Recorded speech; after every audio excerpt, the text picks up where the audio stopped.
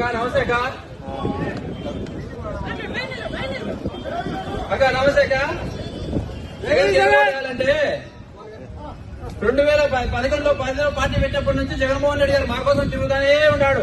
మా ఈ సమస్యలు ఏముండే మా కోసం వచ్చినాడు, విన్నాడు, మా సమస్యలు విన్నాడు, నేను ఉంటానని చెప్పినాడు. చెప్పిన మాట ప్రకారం జగన్మోహన్ రెడ్డి గారు మాకు అన్ని చెప్పిన ప్రతి ఒక్క హామీ నెరవేర్చినాడు.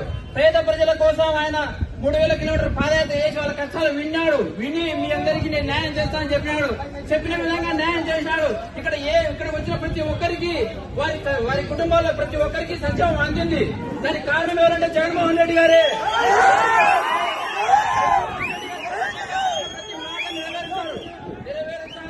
ఆయన మా కోసం ఉంటాడు కూడా, ఎప్పటికి కూడా ఆయన మాతో ఉంటాడు. మీరు అన్ని ఇప్పుడు చెప్తున్నారు కదా, మీ కుటుంబ సమస్యలేవో మీరు చెప్తున్నారు, కారణలేవో అవి మీరు వ్యక్తిగతంగా ఉన్నాయి. కానీ మీరు ఈ రోజు తెలంగాణలో కూడా చెప్పారు, నేను తెలంగాణలో ఉంటాను, మీకోసం ఉంటాను, పోటీ చేస్తానని చెప్పారు. అక్కడ పోటీ చేయలేదు, మీరు వచ్చారు. మీ మీద మాకైతే అభిమానం రాజశేఖరగా మిమ్మల్ని మేము అభిమానిస్తాం. అక్కడ కారణం లేదు. కానీ జగన్మోహన్ రెడ్డి గారు మా కోసం ఉన్నారు, ఆయన ఉన్నారు. మాతో రాష్ట్రానికి అభివృద్ధి చేద్దాం.